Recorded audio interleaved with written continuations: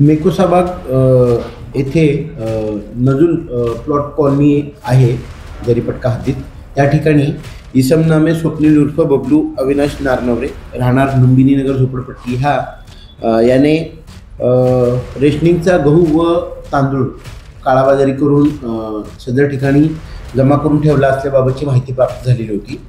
सदर माहितीच्या आधारे सदर ठिकाणी plot number 33 Nazul colony Bezonbagh Jaripatka या ठिकाणी छापा कारवाई करून सदर ठिकाणाहून एकूण 1326 किलोग्रॅम गहू व 3080 किलोग्रॅम तांदूळ असा एकूण 1,16,898 रुपयेचा मुद्देमाल जो आहे तो जप्त करण्यात आलेला आहे।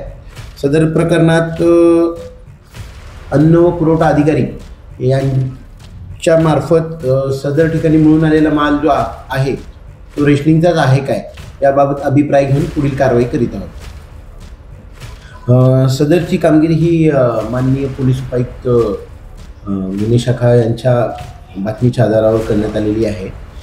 सदर कामगिरी ही गुन्हे शाखा युनिट 5च्या पथकातील अधिकारी अंमलदारांनी केलेली आहे। स्वप्नील नारनवरे याने सदरचे घर हे मागील 8 महिन्यापासून भाड्याने घेतलेले आहे व सदर ठिकाणी स्वप्नील नारनवरे, त्याचा मुलगा स्वरूप नारनवरे, जीवन बागडे व अन्य किसम असे 4 जण जे आहेत सदर ठिकाणी मिळून आलेले होते।